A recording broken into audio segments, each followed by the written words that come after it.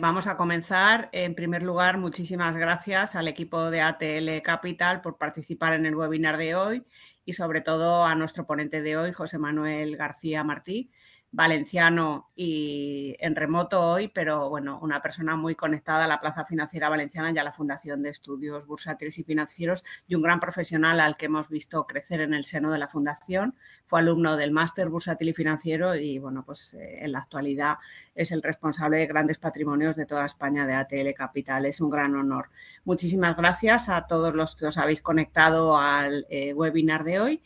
Y bueno, pues destacar que este encuentro de la Fundación mensual ya cumple 10 años. La verdad es que parece que fue ayer cuando empezamos a hacer estos FabTech, que además José Manuel estuvo en la reunión de comienzo de este ciclo, y ya llevamos 10 años haciendo estos encuentros mensuales en los que posicionamos la Plaza Financiera Valenciana y damos voz a grandes expertos y profesionales para compartir temas de interés general.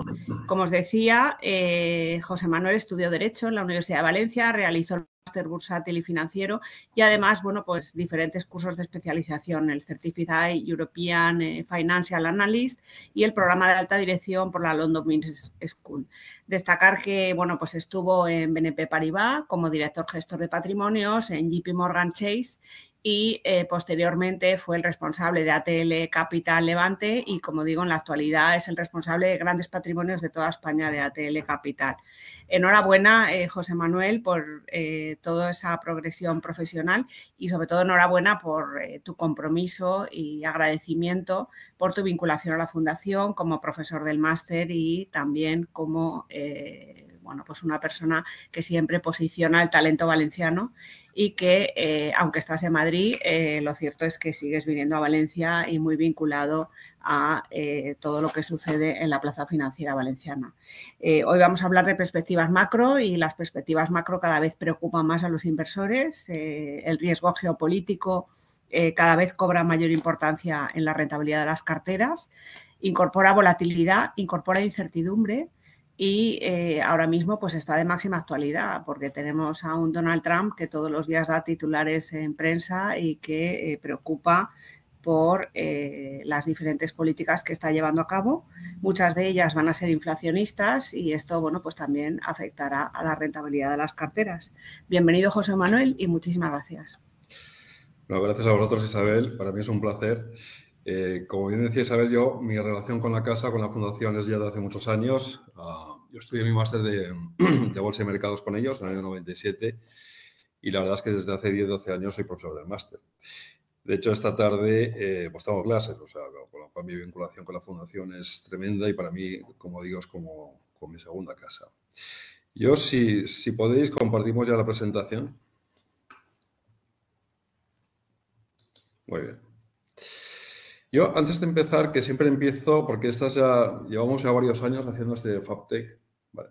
Y siempre empezamos recordando lo que dijimos el año anterior, pero voy a empezar con lo que ha sido la introducción de Isabel. Isabel hablaba de volatilidad, incertidumbre, inflación, y todo ello vinculado tal vez con el hecho de que Trump ganó las pasadas elecciones, ¿no?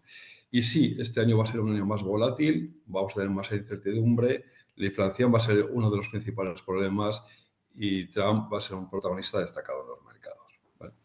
Dicho esto, vamos a empezar por lo que cerramos, lo que eran nuestras conclusiones de la charla del año pasado, lo que eran las previsiones del 24. Y las conclusiones que teníamos es que íbamos a tener un año bueno en mercados, tanto en renta fija como en renta variable, que iba a ser un año de crecimiento, pero tal vez de cierta desaceleración, y que el riesgo era la velocidad la velocidad en cuanto a la actuación de los bancos centrales en la bajada de tipos de interés. Lo que tuvimos en el 24 es efectivamente un año muy bueno en los mercados, tanto en renta fija como en renta variable, con matices que ahora entraré. A nivel macro tuvimos un crecimiento robusto, es verdad, pero más que con cierta desaceleración vimos aceleración, sobre todo por la parte americana, ¿vale? La parte europea mucho más débil, que ahora comentaremos, y lo que tuvimos al final, y este reflejo en los mercados fue unas bolsas que tuvieron un crecimiento, las bolsas globales superiores al 20%, o sea, por tanto un año espectacular, La bolsa americana tiene un crecimiento también por encima del 20%, especialmente en la parte tecnológica. Y esto ha puesto de manifiesto las tendencias que ya teníamos hace ya varios años en cuanto a temáticas que ahora plantearemos. En renta fija fue un año muy bueno también, sobre todo para la parte del crédito, no tanto para la parte del bono soberano. Decíamos que uno de los riesgos que tuvimos, que veíamos para el 24, era la velocidad en cuanto a las bajadas de tipos de interés por parte de los bancos centrales. Las expectativas del mercado se cumplieron, a excepción de la parte americana, que en la última parte del año, debido a tensiones inflacionistas, se frenó esa expectativa y de prever, que luego veremos, unos tipos que podrían bajar hasta el 3%, ahora el mercado está descontando que bajen del 4,25, 4,5 al 4%. Eso hizo que la parte del Treasury, del bono americano de 10 años, sufriera un poquito la TIR y que al final las rentabilidades de la parte de los bonos soberanos, tanto europeas como americanas, estuvieran entre el 2 y el 3%. No así la parte del crédito, que partiendo del investment grade, pasado a high yield senior loans, pues las rentabilidades fueron francamente buenas, entre el 4 y el 8%. Volviendo a la parte de renta variable, decía que el año pasado se puso de manifiesto otra vez parte de las tendencias que estábamos viendo en los últimos años. Estados Unidos mucho mejor que Europa, debido al crecimiento de los beneficios, que esto lo comentaremos más tarde. Tecnológicas versus value mucho mejor. El año pasado comentábamos que tal vez el value, después de ese diferencial, ese gap, esa diferencia entre el comportamiento del value y del growth, estaba en máximos históricos y que tal vez el value podría empezar a ser una oportunidad. No ha sido así. Ese diferencial se ha seguido ampliando y desde luego sigue estando en máximos. Y también hemos visto cómo las grandes compañías lo han hecho mucho mejor que las pequeñas y las medianas. Esto también se explica por los tipos de interés. Y esto es un pequeño spoiler que hago, permitidme la expresión, y puede que este año sí sea una apuesta más clara al tema de pequeñas compañías. En cuanto a divisas, tuvimos una apreciación clara del 5 o 6% del dólar frente al euro y motivado básicamente por el hecho de Trump, ¿no? Entonces, dicho esto, ¿qué temáticas a nivel macro y a nivel mercados van a mandar este año? Pues yo creo que siempre al final hay dos o tres. Inflación, tipos de interés, que uno va de la mano de la otra, y crecimiento de los beneficios empresariales. Y esto es lo que marca la tendencia de los mercados en renta fija y en renta variable en un 70-80% en el medio largo plazo. Y luego hay temáticas adicionales que ya son más ruido que otra cosa. Sin embargo, este año tenemos un hecho diferencial, que es el tema de Trump y con todas las políticas que va a implementar. Y esto se va a ver claramente reflejado en los mercados, ¿vale? Por tanto, para nosotros tenemos inflación y crecimiento, clarísimamente. Inflación sigue siendo un riesgo, sobre todo por la parte americana. Trump, con todas las políticas que va a implementar, puede ser algo muy positivo para las compañías, cotizadas o no cotizadas, pero también a nivel macro va a hacer mucho ruido y como Isabel decía antes, incertidumbre y volatilidad. Trump claramente va a añadir mucha incertidumbre y mucha volatilidad a los mercados. Estabilización de las políticas monetarias, elemento clave. Vamos a tener dos velocidades en la implementación de las políticas monetarias. Banco Central Europeo siendo mucho más agresivo y la Reserva Federal siendo mucho más conservadora. Y luego, por último, tecnología de transformación con todo lo que estamos viendo con la inteligencia artificial.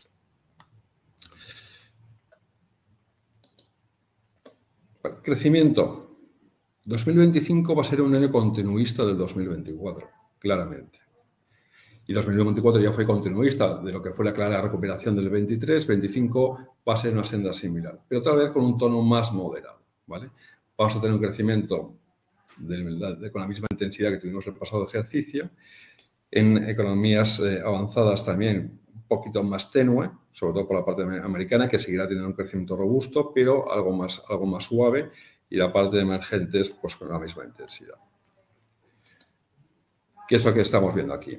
Estados Unidos va a seguir liderando el crecimiento, un crecimiento robusto, como decía antes, claro, muy por encima de la parte europea, pero con una intensidad menor, frente al casi de 3%, 2,7% que ha crecido en el 24, este año estará por encima del 2%, pero con una tasa menor.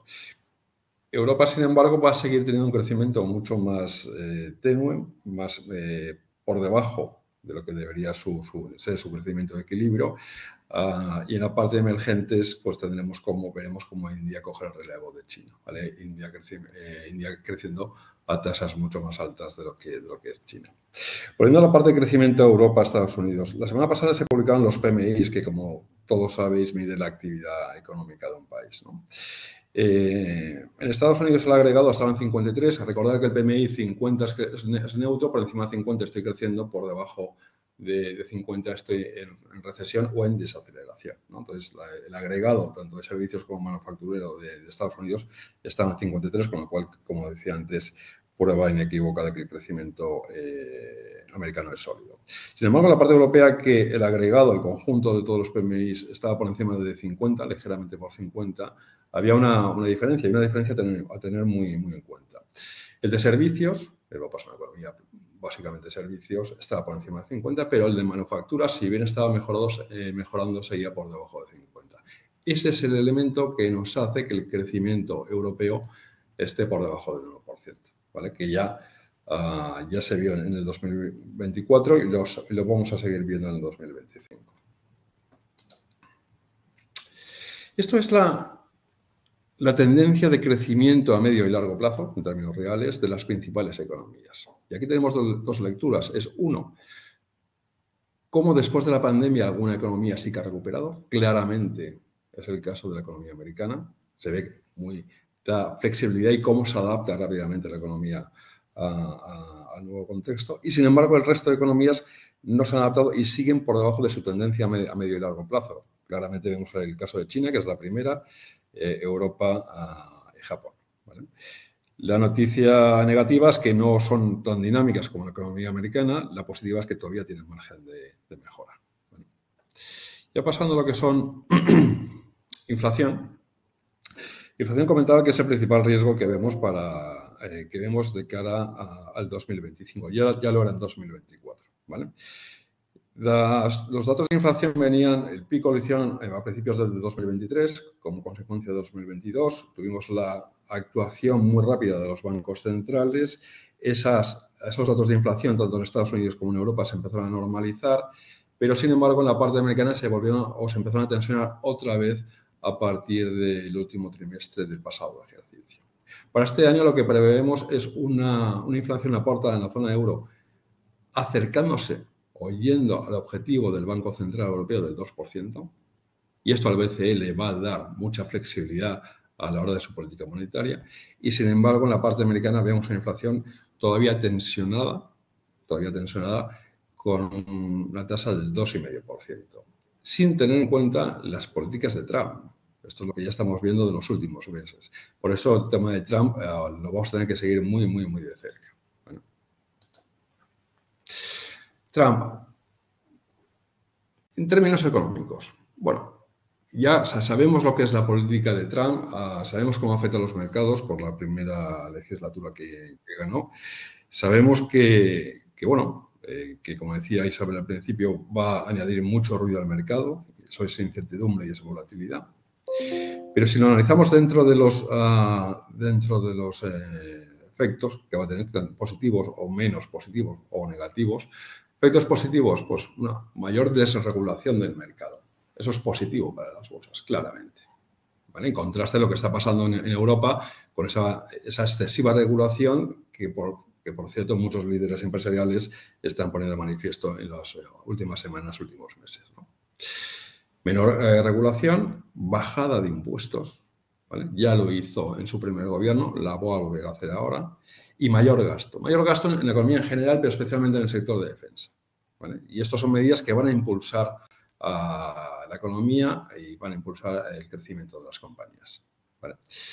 Luego tendremos efectos negativos, pues como efectos negativos, aranceles. La semana pasada vimos cómo impuso aranceles a México y Canadá con un 25%, aunque luego lo quitó y se va a esperar un mes a ver los acuerdos que haya con ellos. Y luego los aranceles del 10% a China, ¿vale? Y ahora ya estamos con la parte de la Unión Europea. Y luego la política migratoria. La política migratoria va a suponer que va a tensionar el mercado laboral americano.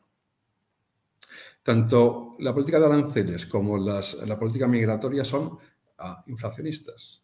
Si antes estaba comentando que la inflación en el último trimestre del 24 se tensionó y estamos en tasas del 2,5, que es la previsión del 25, probablemente el tema de tarifas, el tema de política migratoria pueda tensionar algo más, ¿vale? Y va a ser uno de los elementos clave a vigilar para este ejercicio.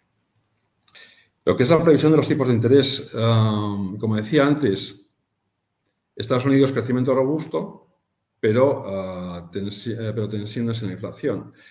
Zona euro, crecimiento mucho menos robusto, un crecimiento mucho más débil, pero con una inflación más controlada. Esto va a hacer que tengamos dos velocidades en cuanto a las bajadas de tipos de interés y que se haya modificado algo lo que eran las previsiones de los mercados con respecto a 2024 y que lo vamos a ver en 2025. A fecha actual, ¿qué es lo que está descontando el mercado? ¿Vale? Lo que está descontando el mercado es que los tipos de intervención en la parte americana, esto es Bloomberg con lo que espera, con la media del descuento que espera el mercado. En la parte americana que vayamos a un tipo del 4,25, 4,50 al 4% o 3,75, una o dos bajadas. Va a ser el tipo va a ser el 4%, que es una expectativa infinitamente más conservadora de lo que teníamos en el primer semestre del 2024. ¿Vale? Sin embargo, en la parte europea vemos que nos vamos a ir del 3% actual que estamos, descontamos 3-4 bajadas adicionales durante 2025 y que el tipo de interés objetivo sea del 2,25, más bien en el 2%. ¿Vale? Vuelvo a recordar, crecimiento mucho más exiguo en la zona euro con una inflación más controlada, por tanto el BCE tiene un mayor margen de actuación. ¿Vale? Y eso va a ser fundamental en los mercados de bonos y los mercados de renta fija en general. ¿Vale?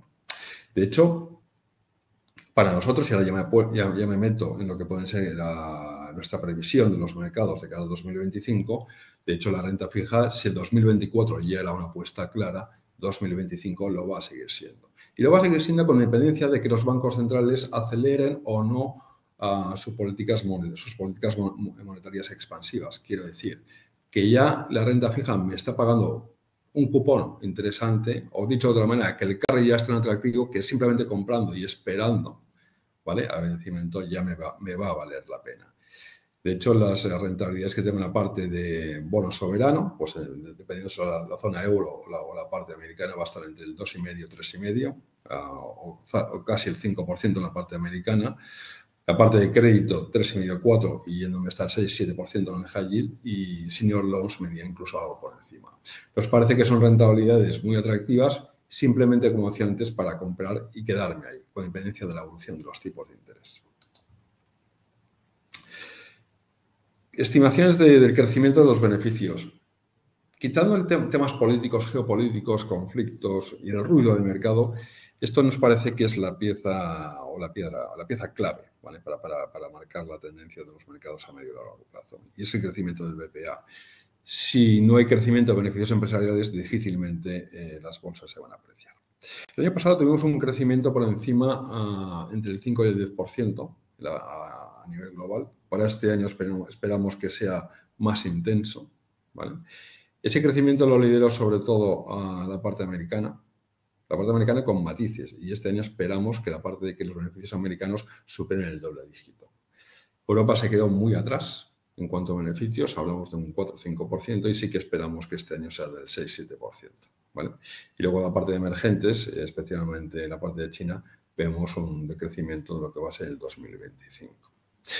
Hablando de la parte americana, que es quien lidera siempre, la parte americana yo creo que merece un especial análisis, el tema de los 7 magníficos o las tecnológicas, o como lo queremos llamar. El tema es que tenemos una enorme distorsión, y tenemos una enorme distorsión porque 7 compañías, de un índice de 500 compañías, hay 7 que suponen el 30% de la capitalización bursátil, o 7 compañías que suponen el 30% de ese índice. ¿Vale? Estas 7 compañías tienen unas valoraciones mucho más, o con múltiplos mucho más altos que el resto del índice, y es porque el beneficio o el crecimiento del beneficio por acción de estas compañías, de las compañías tecnológicas en general, está muy por encima de lo que es el resto de sectores del índice americano. ¿Vale? De hecho, lo vimos ya en el 23, pero también en el 24, si quitáramos la parte de los 7 magníficos o la parte de las grandes tecnológicas, ¿vale?, el crecimiento del S&P 500, que el crecimiento del beneficio por acción hubiera sido prácticamente plano. ¿vale? La buena noticia es que esto se va a seguir produciendo en 2025. La buena noticia es que se va a producir con mucha menos intensidad y que el resto de sectores van a participar ya en el crecimiento de los beneficios del SP. ¿Vale? Esto no quiere decir que las tecnologías vayan a hacerlo peor, ¿no? Van a seguir creciendo, ¿vale? Pero que el resto de sectores van a participar. Y esto me sirve para reforzar el mensaje que decía antes de las pequeñas compañías. Pequeñas compañías en Europa, ¿vale? Por esa bajada de tipos más intensa que vemos en el mercado europeo y en Estados Unidos por el tema que estoy comentando ahora de una mayor participación del resto de sectores. Si tenemos crecimiento a nivel macro, ¿vale? Tenemos un crecimiento robusto en la parte americana, más exiguo en la parte europea. Tenemos crecimiento de los beneficios por acción y tenemos descenso de los tipos de interés. Vamos a ver qué ha pasado en el pasado con contextos similares para intentar ver lo que puede suceder con los mercados en el 2025. Y este es el gráfico que tenemos tanto en Estados Unidos como en la parte europea. Bajadas de tipos de interés. ¿Qué pasa con los índices desde que se producen las primeras bajadas de tipos de interés en un escenario de no recesión y en un escenario de recesión? En un escenario de no recesión, que es el que estamos previendo nosotros, claramente tenemos una tendencia alcista. Y lo mismo en la parte europea, incluso de manera más acusada. ¿Vale? Esto no quiere decir que vayamos a crecer a tasas del 10-20%, pero que la tendencia suele ser alcista. Y valoración de las bolsas. Mercado europeo y emergentes mucho más barato que Estados Unidos. El PER forward, el estimado para el 2025, está por encima de 20 veces, que es un PER muy, muy exigente.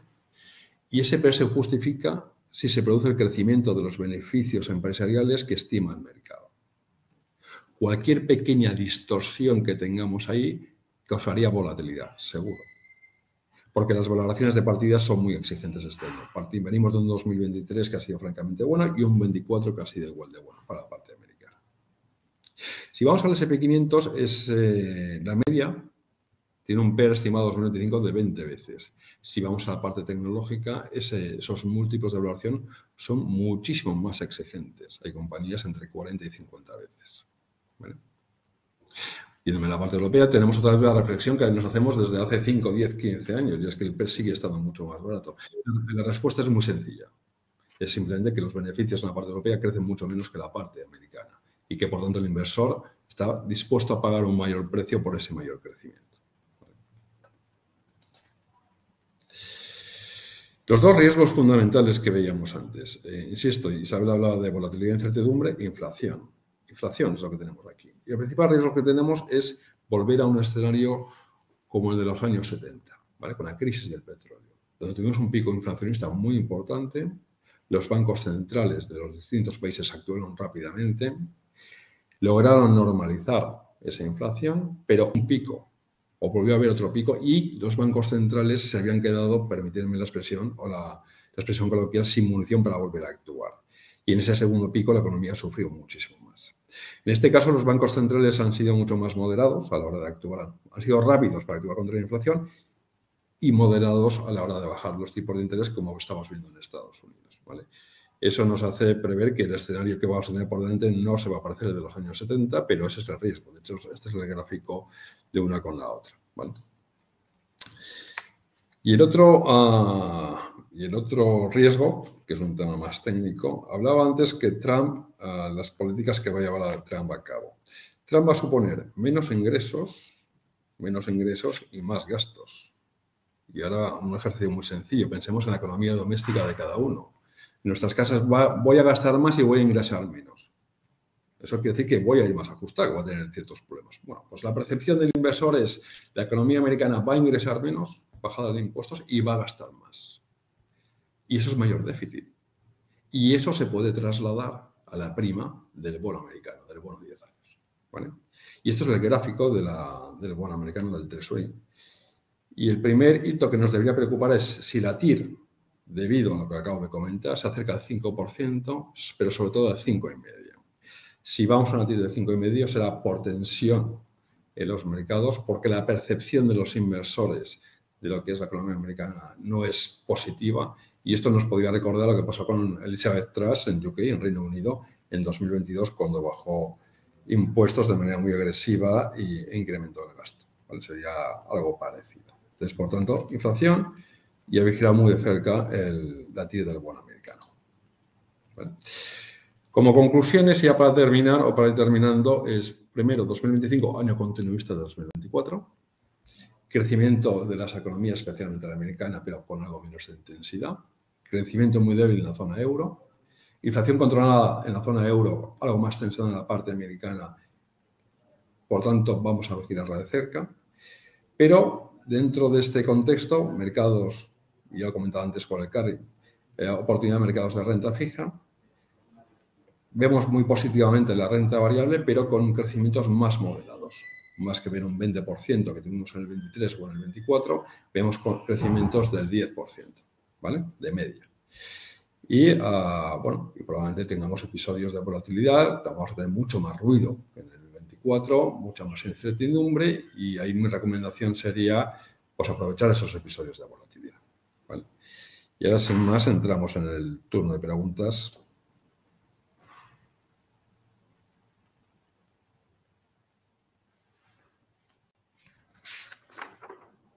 Sí, Isabel, yo por mi parte...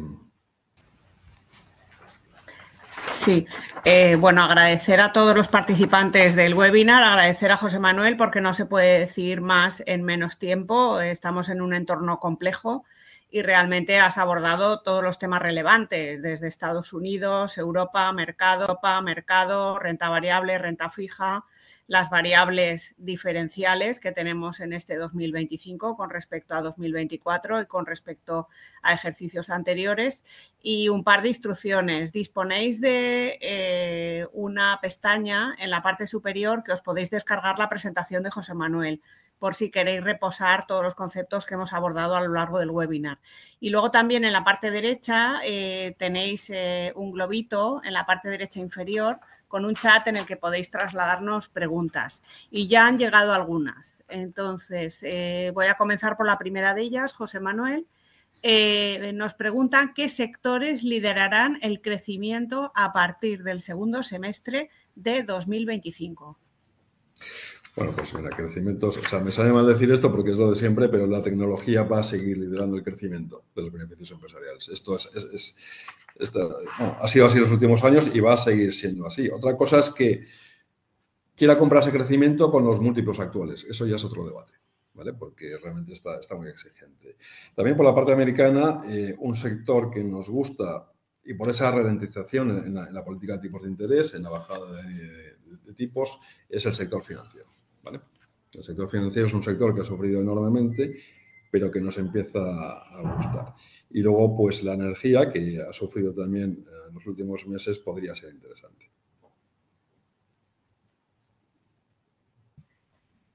Completamente de acuerdo. La verdad es que sí que son sectores que ofrecen diferentes perspectivas. El sector de energía ofrece muchos interrogantes a partir de las políticas de Trump por su nuevo enfoque de taladrar, ciudadanos taladrar y, bueno, pues...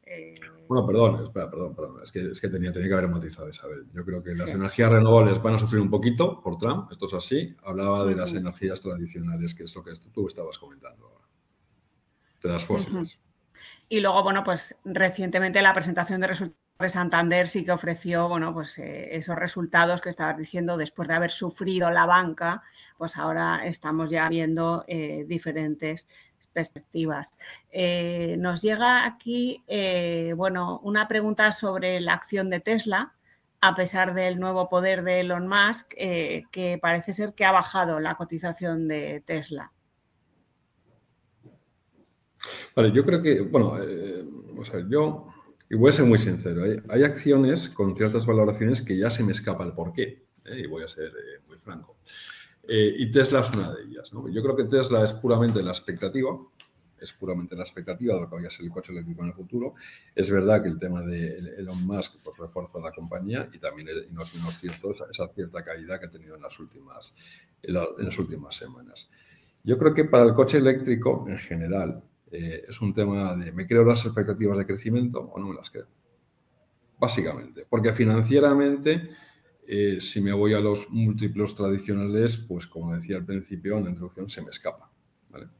Dicho esto, si yo pienso que la evolución del coche eléctrico va a ser la que es, pues bueno, Tesla desde luego sería una de las opciones claramente ganadoras. Pero voy a poner el ejemplo de el que iba a ser el rival de Tesla, que era Polestar, ¿vale? Polestar, desde que salió a bolsa, la corrección ha sido tremenda. Y es porque las expectativas sobre coches eléctricos y demás, bueno, están siendo algo más débiles, ¿no? O la percepción por parte del mercado en los últimos meses. Sí, nos ha llegado otra pregunta del tema de las políticas comerciales. Históricamente, desde España y desde Europa, las relaciones transcontinentales con Estados Unidos se han abordado de forma colectiva, es decir, como si Europa fuera un todo. Y precisamente Trump está abordando estas relaciones de otra manera. Ningunea a Europa y está hablando de la bilateralidad, de ir negociando país por país, como si se jugara la baraja, como está haciendo con Canadá o como está haciendo con México. ¿Crees que será posible recuperar la multilateralidad para afrontar desafíos y mutualizar riesgos de forma conjunta? Bueno, qué buena pregunta. Pues una pregunta geopolítica más que de mercado. O sea, yo creo que Trump va a intentar jugar esa bilateralidad con los gobiernos más afines que tiene Europa. Claramente, que es con Orbán, etcétera, de Meloni en Italia, etcétera, etcétera. Y el actuar de manera colectiva yo creo que va a depender claramente de Europa, incluso con los gobiernos o los países que acabo de comentar. Si no actuamos colectivamente perderemos fuerza, pues claro, clarísimo. Y luego el tema de mutualizar en Europa, pues esto ya es un debate que surgió con la crisis financiera de 2008, como recordarás, ¿no? Con todo el tema de la deuda, la de los spreads de crédito de unos países frente a otros y demás. Yo creo que todo esfuerzo que se haga en ir en empezar ese camino será bueno para la zona euro, clarísimamente, especialmente después del Brexit. Sí, lo cierto es que todo lo que ha bajado la titulización europea ha subido la titulización americana. O sea, al final los mercados, el dinero se mueve, el dinero se crea, se mueve, se traslada, se transforma y bueno, pues cuando hay una parte del planeta que no optimiza sus oportunidades, como ha sido el caso de la titulización después de la crisis 2008, como acabas de decir, pues hay otra parte del planeta que lo optimiza. Otra pregunta geopolítica. En un escenario de riesgo geopolítico, especialmente en Oriente Medio y Ucrania, ¿cómo se verá afectado el precio de las materias primas? Esto preocupa muchísimo. Ayer mismo se publicaban los aranceles sobre el aluminio. ¿Y qué opinas? Bueno, pues mi opinión es únicamente tenemos que echar la vista atrás y ver lo que pasó en el 2022. ¿Vale? Cuando tuvo todas las tensiones con Ucrania y demás, bueno, pues las materias primas en general se dispararon, ¿vale? De hecho, las materias primas que tuvieron un comportamiento muy negativo el año pasado, pues este año están siendo uno de los mejores activos. Todas las compañías mineras, todas las compañías, las materias primas en general, etcétera, han tenido un comienzo de año francamente espectacular. Uno, apoyado en lo que acabas de mencionar, y dos, porque se ven favorecidas también en parte por Trump. O sea que... Nos llega aquí otra pregunta. En este caso, nos dicen qué podemos esperar de la bolsa de China. Es cierto que en 2024 la bolsa china no ha sido lo que esperábamos, pero ¿las políticas del gobierno podrán hacerla despegar en este 2025? Las políticas del gobierno podrán hacerla despegar. Las políticas del gobierno chino hicieron que China dejara de ser la gran oportunidad de inversión hace 2, 3, 4 años. Y me estoy acordando de las prohibiciones de que ciertas empresas chinas cotizaran en los mercados americanos o las limitaciones de las empresas chinas de educación online que cotizaban. No sé si recordáis todo esto, ¿vale?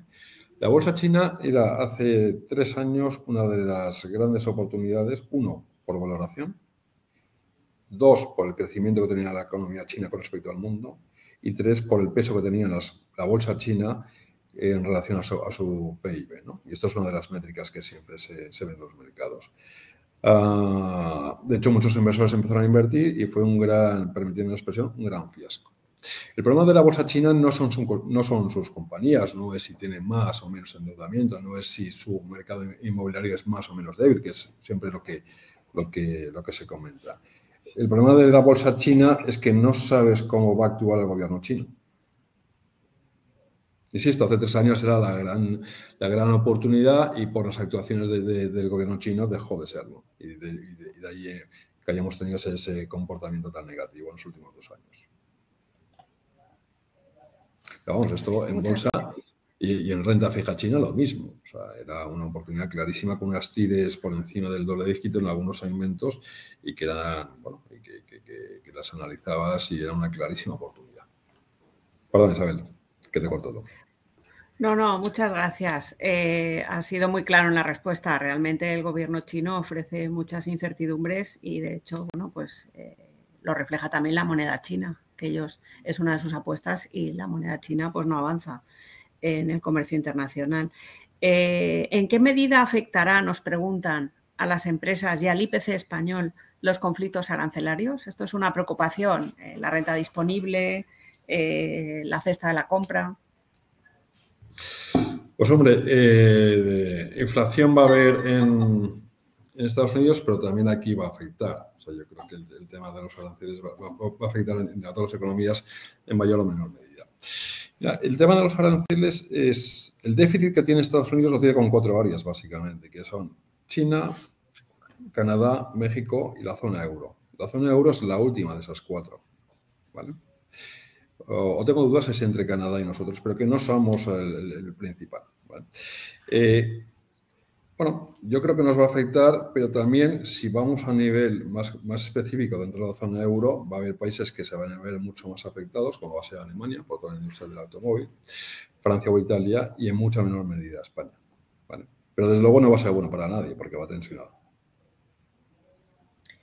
Aquí nos hacen otra pregunta, en este caso sobre el tema de los efectos de ingresar menos por las bajadas de impuestos. La política de recorte de gastos del DOGE puede tener un efecto en la reducción del déficit y la deuda y tener un impacto sobre el mercado americano. O sea, bajada de ingresos por la bajada de impuestos.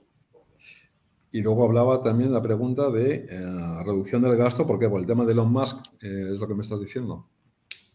Sí, dice aquí recorte de gastos del DOGE.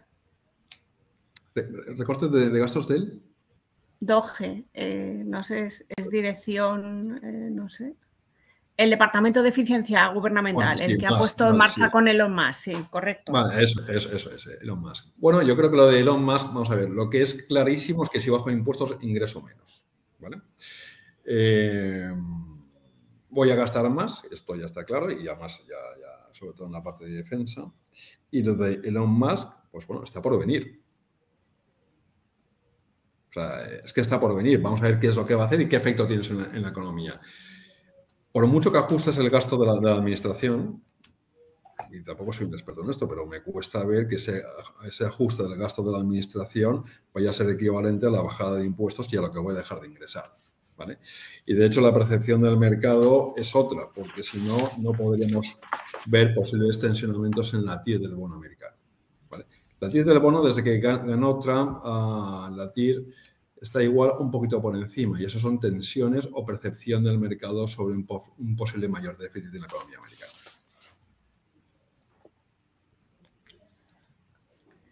Muy bien, pues vamos, yo agradecerte la participación, agradecer todas las personas que se han conectado y que nos han trasladado preguntas, destacar la brillantez. No sé si quieres decir algún comentario, resumen o algo con lo que nos quedemos como un mantra para los mercados en 2025.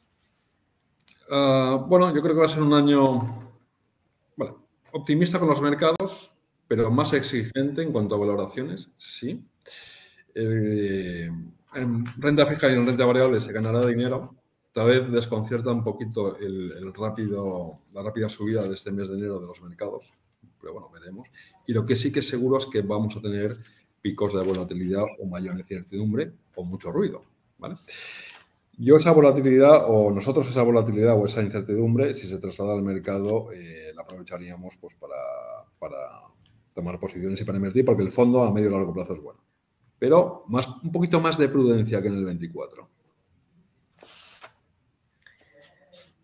Pues muchísimas gracias. Al final hemos hablado de que en 2025 va a haber crecimiento con cierta desaceleración, oportunidades, nos dice José Manuel, en las pequeñas empresas, oportunidades en el sector tecnológico, en el sector financiero y en energía, con los matices que puede introducir para las energías renovables las políticas de Donald Trump. Y como muy bien ha dicho José Manuel, bueno, pues vamos a tener que estar más exigentes con las valoraciones y sobrellevar la volatilidad, las curvas del mercado, la incertidumbre y, bueno, pues separar el ruido de lo que son las señales de crecimiento. Muchísimas gracias a todos por conectaros. Recordaros que en la parte derecha tenéis una encuesta de valoración del webinar. El webinar se está grabando y además se subirá al canal YouTube de la Fundación de Estudios Bursátiles y Financieros. Emplazaros a que os volváis a conectar el mes que viene. Y muchísimas gracias a todos. Isabel, muchas gracias y gracias a la Fundación. Enhorabuena, José Manuel.